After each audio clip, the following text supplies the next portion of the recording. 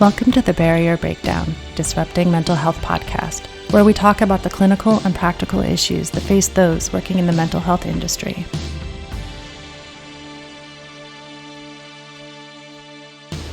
Hello, everyone, and welcome to this week's episode of The Barrier Breakdown, Disrupting Mental Health.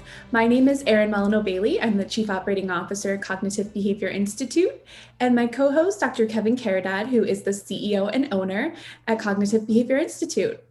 This week on our show, we have Dr. Krista Pugliesi, who is a psychology postdoctoral fellow here at Cognitive Behavior Institute.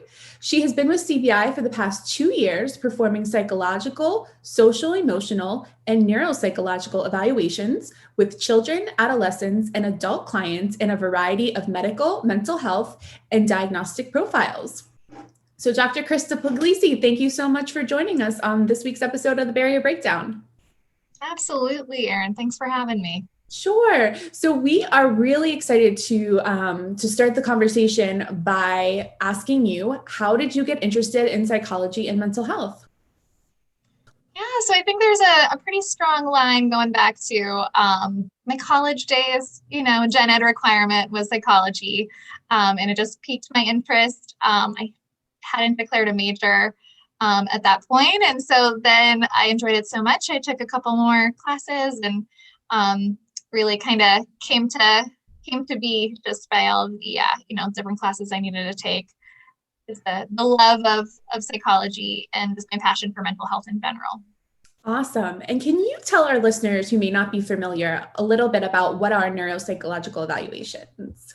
Yeah, sure. So neuropsychological evaluations are a bit different than just psychological evaluations in the fact that they cover more specifically kind of a narrow-banded assessment of different domains of functioning in the cognitive realm. So it varies from looking at language, social perception, visual spatial processing, auditory, attention, executive function, memory and learning, some sensory motor abilities. So really a large breadth of different processes that the brain kind of does for us, in addition to looking at cognitive ability and intellectual functioning. So just a larger and yet more narrow focused, look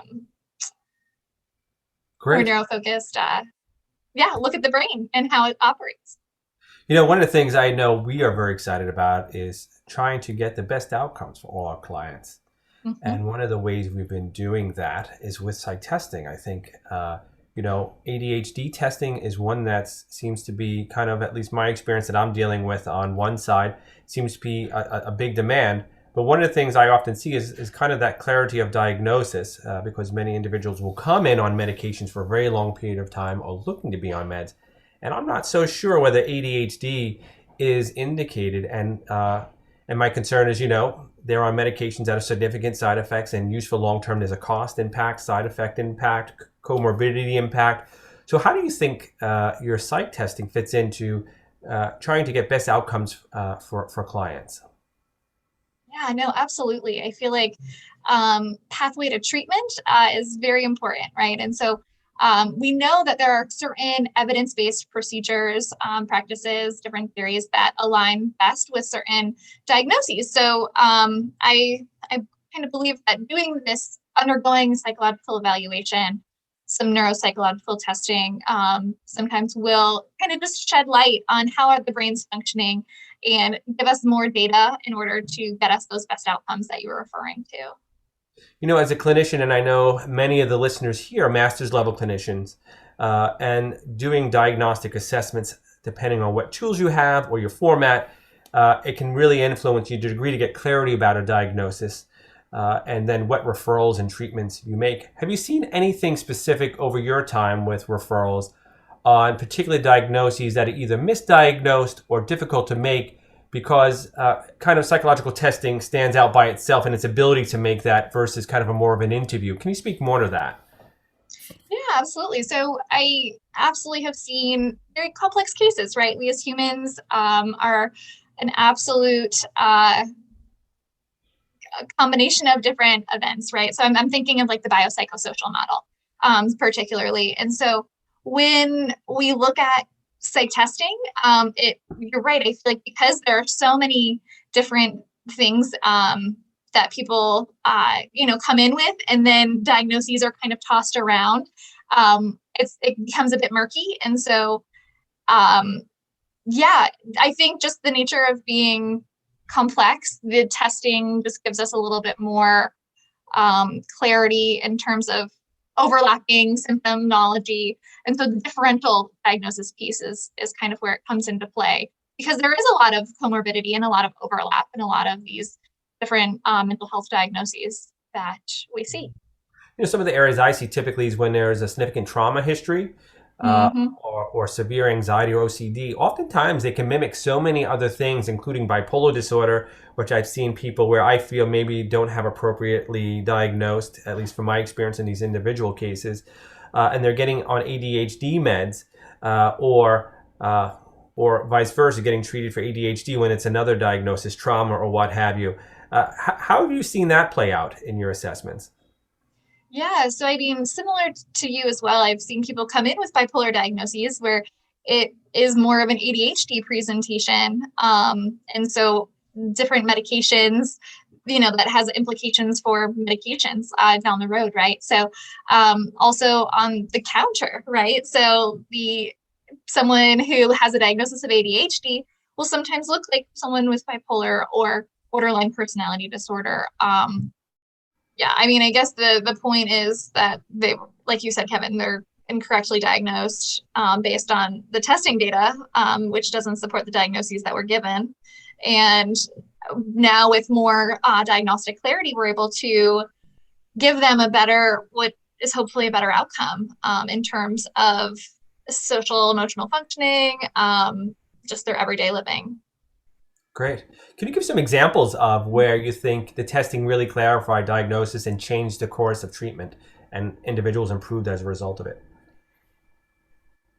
Yeah, absolutely. So I have seen a lot. There seems to be a common pattern where people come in with some anxiety, depression, right? And it looks at the surface just as your good old anxiety, depression. And so upon further investigation using our psych testing and some neuropsych testing, specifically looking at executive functioning, we are able to see, hey, you are actually a higher functioning person cognitively and are able to compensate for some executive functioning deficits. And so there's an underlying, oftentimes we see an ADHD presentation, but then secondarily anxiety depression develops with a primary kind of ADHD difficulty. And so that when I see adults kind of coming in and recognizing that, hey, I can't pay attention, but I'm also struggling with more mood related and anxiety symptoms. Yeah, when they get treated with medications or with psychotherapy, have you seen what happens as a result? So what happens to those anxiety and depressive symptoms? They remit. Right. Yes. So, absolutely. I think because then we can get them on a better pathway to treatment and living their best life. And I know we've talked a lot about here ADHD testing, but can you talk about some of the other testing that you do or that you have done, Krista? Things like school readiness testing or autism testing, those different kinds of testing protocols that are available. Yeah, absolutely. So as Erin mentioned, we absolutely look for learning challenges specific to any reading, math, writing, or just in general learning challenges in general. We do that. We also look for some social emotional. We do social emotional evaluations, cognitive kind of gifted assessments, school readiness. Of course, we look at in terms of, is the child social emotionally ready and academically ready to attend kindergarten. We do those as well. And then we also look for, like you mentioned, an ASD, an autism spectrum diagnosis. Kind of going back to what Kevin was talking about earlier, that's kind of another comorbid diagnosis with ADHD. Not to bring us back to ADHD, but autism can look a lot alike. And so the testing helps us kind of clarify again a more evidence-based path for each of those diagnoses. Wonderful. And just in case our clinicians have any questions on actually sending a client for testing, can you speak a little bit regarding the report that is generated? I know a lot of times we are very cohesive in our collaboration with outside providers, even at CBI. So clients may have a therapist outside CBI, but they come here for testing and perhaps psychiatry if needed afterwards, but they still maintain that relationship with their therapist outside of CBI. So can you speak a little bit to the report and kind of how that can help shape treatment moving forward, with an already established provider? Yeah, absolutely. So generally, you're absolutely right. I see that recommendation referrals made by a therapist, oftentimes outside of the practice. What our reports will always include would be the reason for referral. Why are we here? What are the main kind of concerns? The testing data itself, right, based on the battery of different assessments that we administer, all the results from that. Clinical impressions, kind of making sense of the data and explaining it in a cohesive, user-friendly manner. And then also diagnostics, so diagnostic impressions and considerations, and then also our treatment recommendations. So we will have, for the providers and the clinicians, they are able to, if the report is shared with them, they would be able to see kind of the different recommendations that we make that are evidence-based based on the findings of the comprehensive evaluation. I think as a non-psychologist, one of the things I've appreciated most about those is that you truly get this real big picture of all the things that have been looked at, what's been ruled out, why the thoughtfulness and analysis lead you to where the path you are. And then, like you said, those recommendations of types of therapies or programs, what types of referrals have been so helpful and clear to really help guide care that I think, for when someone does make a referral outside CBI, kind of like I think my experience internally, it really is a great tool that I think is really strong to add into that whole collaborative kind of approach to a client when clinicians aren't sure what to do. Yeah, and I think that it kind of, they are getting referred for testing for a reason, and they're seeking some answers. And so we're able to kind of back that up with some evidentiary support in terms of our data and offer some recommendations that we know are more evidence-based based on what the findings were. Awesome. Awesome. Well, thank you so much, Dr. Krista, for joining us today on our podcast to discuss the psychological testing services. For any clinicians out there that may be listening are located in the state of Pennsylvania and in or around the Pittsburgh area, we do have testing available at CBI, and you can check that out on our website, which is www.papsychotherapy.org.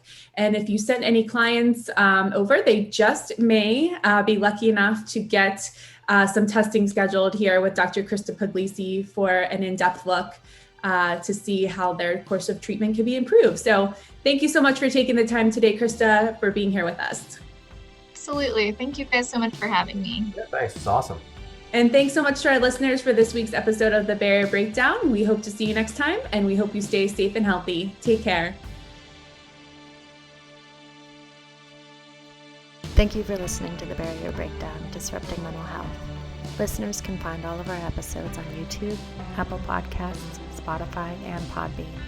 For more information and to learn about upcoming continuing education events, check out our website, cbicenterforeducation.com, our Facebook pages, Cognitive Behavior Institute and CBI Center for Education, as well as our Instagram at Cognitive Behavior Institute and our Twitter at CBI_Pittsburgh. Don't forget to like, comment, and subscribe. We hope you'll tune in for another guest next week.